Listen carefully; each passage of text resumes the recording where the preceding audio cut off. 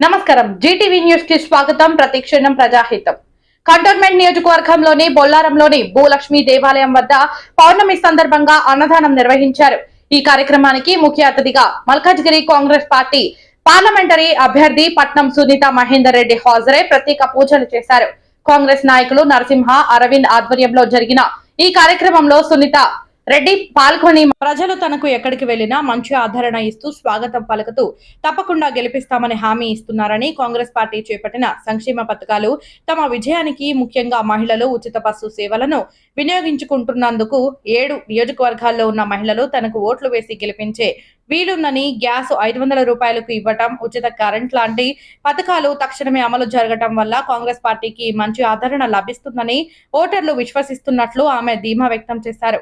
ఈ కార్యక్రమంలో మాజీ ఆర్టీసీ చైర్మన్ సంజీవారెడ్డి, నాయకుడు మైనారిటీ సెల్ నాయకుడు ఆయూబ్ ఖాన్ తో పాటు పలువురు కాంగ్రెస్ నాయకులు పాల్గొని అన్నదానం నిర్వహించారు. చాలా మంది సపోర్ట్ చేస్తామని పాదయాత్రలు కూడా స్పందన చాలా మంచి పెద్ద ఎత్తున మహిళలు కానీ నాయకులు కానీ ప్రజలు కూడా పాల్గొన్నారు. అక్కడ నుంచి ఎల్బీ నగర్ అన్నదాన కార్యక్రమం సందర్భంగా ఇక్కడ మళ్ళీ కంటోన్మెంట్ అనుకోకుండా ఇక్కడ వచ్చి